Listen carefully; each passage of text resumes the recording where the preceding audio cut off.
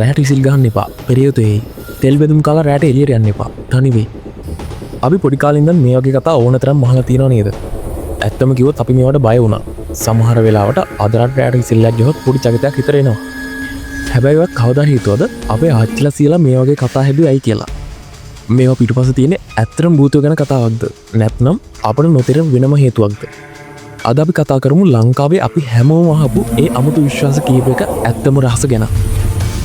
හරි, මුලින්ම ගමු රැට විසිල් ගහන එක. අපිට කිව්වේ මොකක්ද? රැට විසිල් ගහුවොත් අමනුෂ්‍ය ආකර්ෂණය වෙනවා කියලා.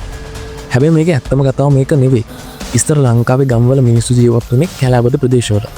රැට විසිල් ගහන සද්දෙට සර්පය වගේ සත්තු කොලක් වෙන්න පුළුවන්. ඒ වගේම රෑ නිහඬ වෙලාවක විසිල් ගහද්දී අසල්වැසියන්ගේ නින්දට බාධා වෙනවා. ඉතින් මේ කාලේ මිනිස්සුන්ව මේකෙන් වළක්වන්න ලේසිම ක්‍රමය තමයි භූත වෙනවා කියලා කියන එක. ඊළඟ එක මේක නම් අදටත් ගෙවල් වල කියනවා. තෙල් බඳුන් කාලා රැට තනියම එළියට යන්න එපා. මේකනත් කිව්වේ භූතය පස්සෙන් එනවා කියලා නේද? හැබැයි මේකේ නම් විද්‍යාත්මක පැත්තක් තියෙනවා. අපි තෙල් අධික කෑමක් කෑවම අපේ ඇඟේ සුවඳ ටිකක් වෙනස් වෙනවා.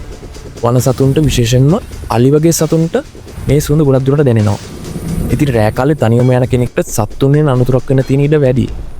ඒ අනතුරෙන් බේරෙන්න තමයි අපේ වැඩිහිටියෝ මේ වගේ මතයක් හැදුවේ.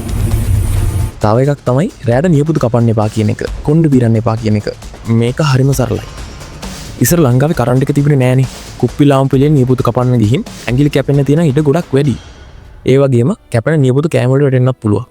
රෑට කොණ්ඩ බිරද්දි හැලෙන කෙස් ගස් අඳුර පේන්නේත් නෑ. සනීප ආරක්ෂාව ගැන හිතලා රෑට මේවා කරන්න එපා කිව්වේ.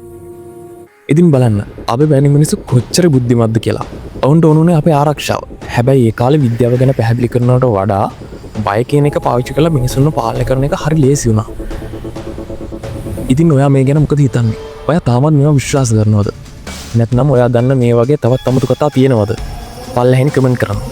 වීඩියෝ එකට කැමති නම් ලයික් එකක් දාලා යාළුවන්ටත් බලන්න ෂෙයා කරන්න. මේ වගේ වීඩියෝ තවත් බලන්න ඕනේ නම් සබ්ස්ක්‍රයිබ් කරන්නත් අමතක කරන්න එපා. එහෙනම් ඊළඟ වීඩියෝ එකෙන් හමු වෙමු. ජය වේවා.